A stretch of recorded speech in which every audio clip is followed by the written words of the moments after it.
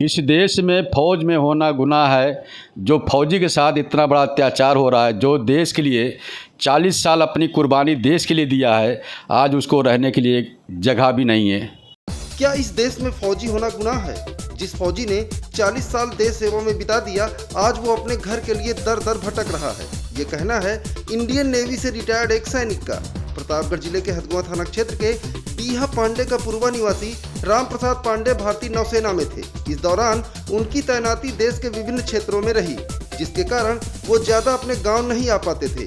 राम प्रसाद पांडे जब रिटायर्ड होकर घर आए तो देखा कि उनके पुश्तैनी मकान पर उनके भाई और भतीजों ने कब्जा कर रखा है। जब उन्होंने इसका विरोध किया तो उनके भाई भतीजे गाली गलौज और मारपीट पर आमादा हो गए, जिसके बाद शुरू हुआ थाना और कचहरी का चक्कर। जिस थाना और कचहरी के जाल में आम इंसान फंसता है, उसमें एक रिटायर्ड फौजी भी नहीं बच सका।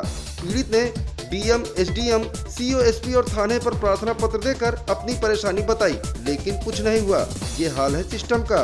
रिटायर्ड फौजी राम प्रसाद पांडे के आरोप गंभीर हैं। प्रशासन आखिर इस प्रकरण की निष्पक्ष जांच क्यों नहीं कराता, जिससे कि सच और झूठ सबके सामने आ सके और एक फौजी को इंसाफ मिल सके। मैं राम प्रसाद पांडे, ग्राम डीहा, पूरे पांडे का पूर्वा का निवासी हूँ।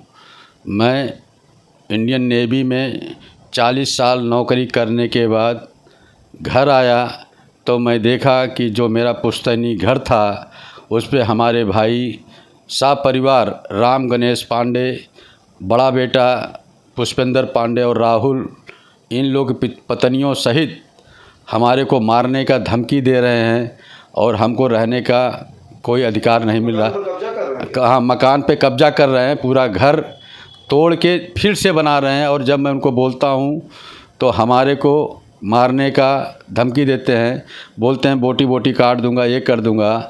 तो मैं फ़ौज में नौकरी करके मैं इतना बड़ा गलती किया है जो आने के बाद हमको इतना दंड सहना पड़ रहा है।